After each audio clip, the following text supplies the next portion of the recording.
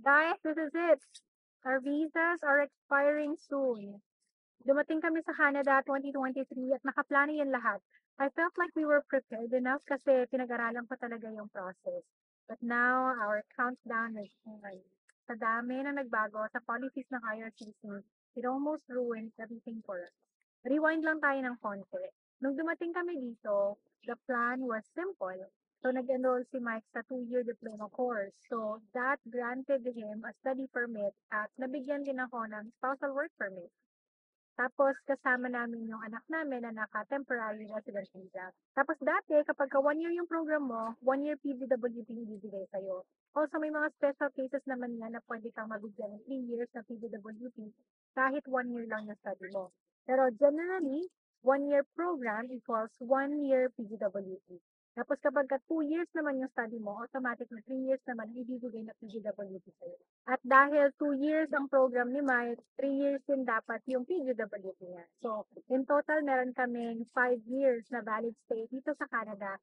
And we can use that time to gain work experience here and apply for permanent residency. Sa dating policy, ang kailangan lang ni Mike noon ay makahanap siya ng trabaho in job tier category 0123 para ma-extend niya yung spousal work visa ko. We had everything mapped out, or so we thought. And then IRCC dropped the bomb on international students. They changed the eligibility for spousal open work permit. Mas naging challenging na for spouses of international students to maintain a valid status here. Ang masakit pa dito, yung effectivity ng policy nila agad-agad. Like last minute, kumbaga. Nirelease ng IRCC yung update noong January this year, tapos effective siya immediately. So, nagpanik kami kasi may trabaho na dapat siya na magka-qualify ng extension ng visa ko sa dating policy. Tatlo pa nga yung option niya noon kung sakali lang na hindi matuloy yung isa, may mga backup pa na trabaho na pagpipilian. So, relax kami. Like, sure kami na hindi kami problema kapag graduate niya. Kasi akala nga namin okay na. Kaso, ang problem naman, in-update ng IRCC yung listahan ng mga trabaho eligible for SOWP. At lahat ng mga trabaho ng prospect niya ay wala sa listahan ng IRCC. So talagang unang pumasok sa isip ko, paano na? Our whole plan is fall apart. So nag-usap kami. Mukhang pag hindi ka makakahanap ng trabaho, visa niya lang yung may extend niya. Kami ng anak ko, baka kailangan namin umuwi. Kasi wala na nga kami status. Sabi namin, hindi kami susuko kasi nandito na tayo eh. Our only choice is to make it work. Sabi ko sa kanya, labas tayo ng Ontario, try natin mag-explore sa ibang province. Lawakan natin yung job search natin.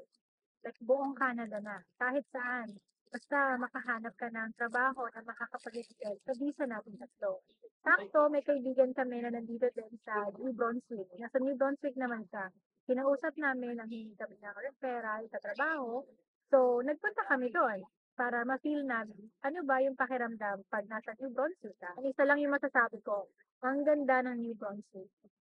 Kung nature lover ka, ma-appreciate mo doon. Like, grabe yung view, yung forestry, maganda, maganda talaga doon. Mas konti yung tao.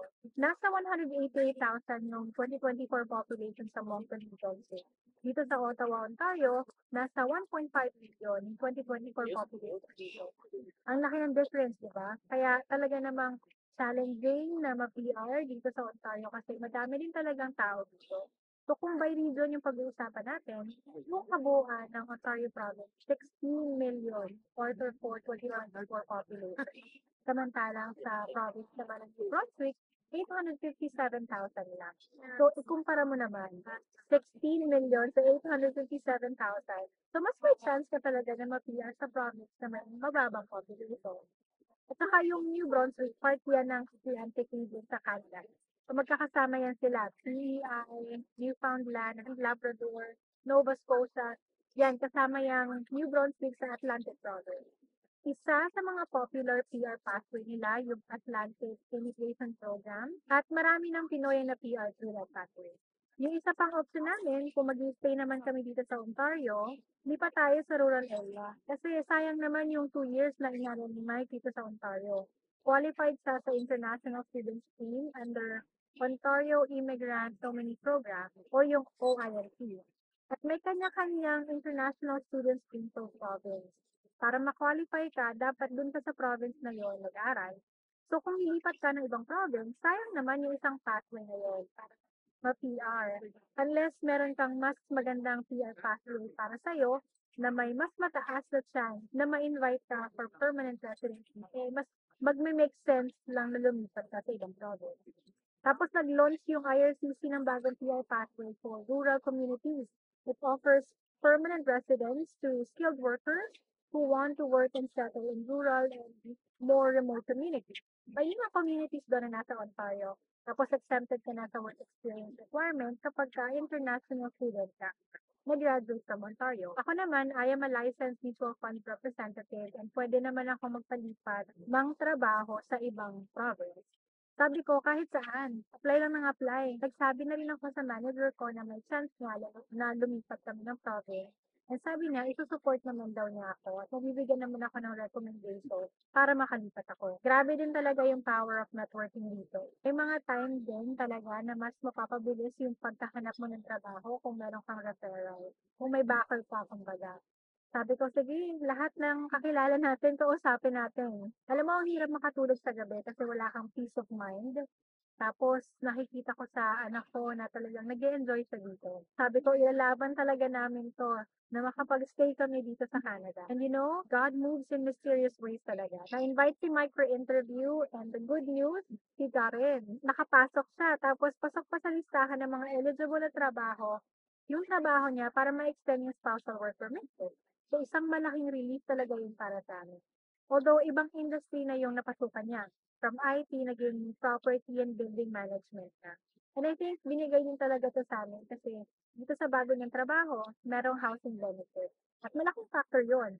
Kasi ang mahal ng renta dito, at kalahati ng isang buwan na sahod mo dito, mapupunta sa renta. At dahil magiging libre na yung bahay namin, mas madali na para sa amin na makapag-ipon. I am really looking forward na makapag-ipon kami kasi may mga plano kami dito at mas nagkakaroon ako ng hope na matutupad namin yung mga plano namin ngayon. We just have to be wise in saving our money at yung binabayad namin dati sa renta, sa apartment, eh, kailangan maitabi na namin. As part of the PGWP application, nag-take na rin si Mike ng self-tip niya para sa language test. And grateful kami kasi mataas yung score na nakuha niya. Pagka-graduate niya, kailangan niyang mag-stop sa work until makakuha siya ng completion letter from school. Tapos, pwede na siyang mag-apply ng PGWP. And while waiting for PGWP results, pwede na siya mag-resume sa trabaho under implied status. We are all hoping for the best and sana hindi na magkaroon ng aberya. Ako naman, nakaschedule na ako mag-take ng self-tip sa May. Nung nag-sign up ako, halos puno na yung slots for self-tip test. May na yung pinakamaagang available. And okay na rin yan, at least nakasecure na ako ng slot ko. And then nag-apply pala kami ng US visa, kaso puno na. 2028 yung nakuha namin interview date. Eh nakapagbayad na kami, so sabi ko nga, PR na kami niyan by the time na ma-interview kami kasi sobrang tagal na nakuha namin slot. Anyway, nag-notify naman daw ang US Embassy kapag may nabakante na mas maaga. So, tingnan natin. Kung isa kang aspiring international student at gusto mo din na makapunta sa Canada, ang mapapayo ko lang, kailangan 'pag nagpunta ka dito, may baon kang lakas ng loob. Kasi kahit anong preparation yung gawin mo, talagang susubukin at susubukin ka ng tadhana. Pero siyempre, laban lang, 'di ba? Kaya natin 'tong lahat. Salamat sa panonood. My name is Yani. See you again. Bye.